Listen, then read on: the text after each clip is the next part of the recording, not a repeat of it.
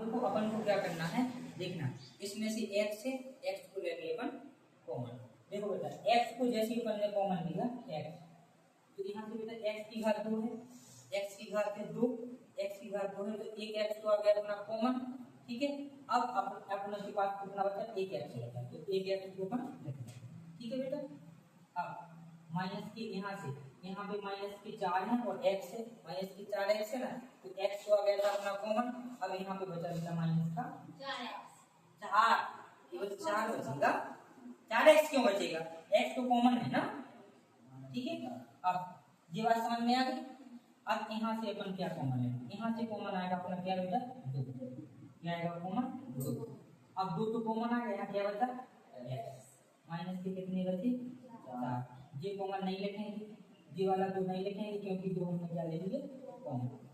इनमें से अपन देखो क्या करेंगे, अपन इनमें से क्या है x माइनस 4 है और हमारे पास x माइनस 4 है, तो 2x माइनस 4 है।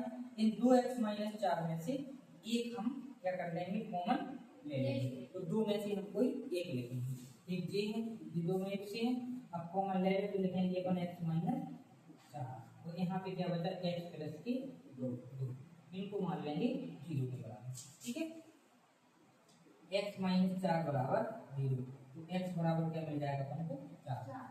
यहाँ पे होगा x प्लस 2 बराबर 0, x बराबर क्या हो जाएगा माइनस की 2।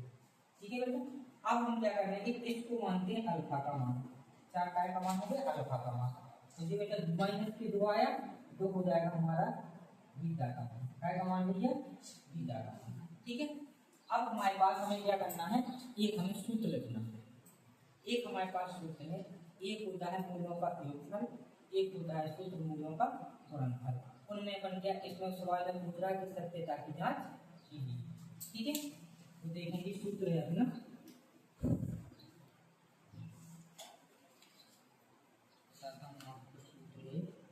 एक सूत्र है बेटा अपना alpha into beta, alpha into beta बराबर c बटे a होता है। ठीक है बेटा, अल्फा इंटू बीटा इतना समझ में आ गया। इसको अल्फा का मान लेते हैं, इसको बीटा का मान। अब हम यहाँ से निकालेंगे कुछ मान निकाले हैं।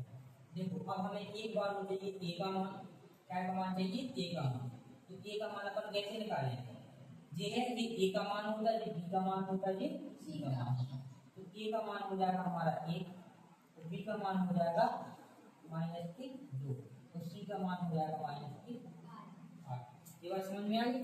अब देखिए जांच हो रही है, ठीक है, यहाँ पे वैल्यू डाल देना है आप जांच के लिए अपन एक सूत्र लगाएंगे अल्फा इंटू बीटा बराबर c बटे a। तो अब मैं आपको एक बात बता दूं, अल्फा का मान कितना है 4, यहाँ पे 4 रख दें, बीटा का मान कितना है माइनस की 2 रख दिए, c का मान क्या है बेटा माइनस की 8 रख दिए, a का मान क्या है 1, तो हमने क्या कर दिया 1।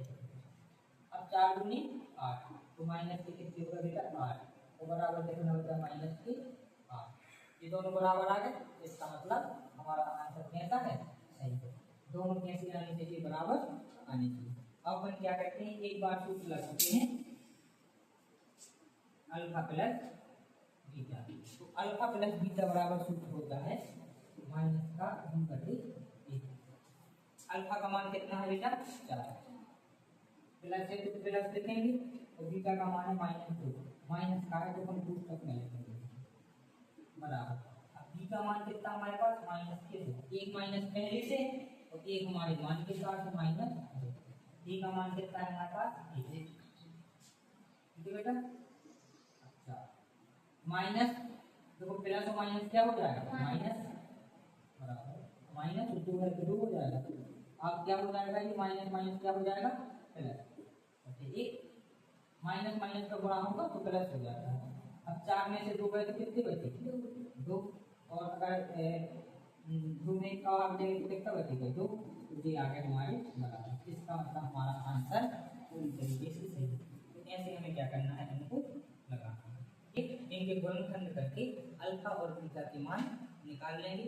अल्फा ठीक है, अल्फा और बीटा के मान जैसे हमारे निकले फिर अपन क्या करेंगे इसमें जांच करने के लिए सूत्र लगा लेंगे। तो पहला सूत्र होता है alpha into alpha into beta बराबर सी बटे ए।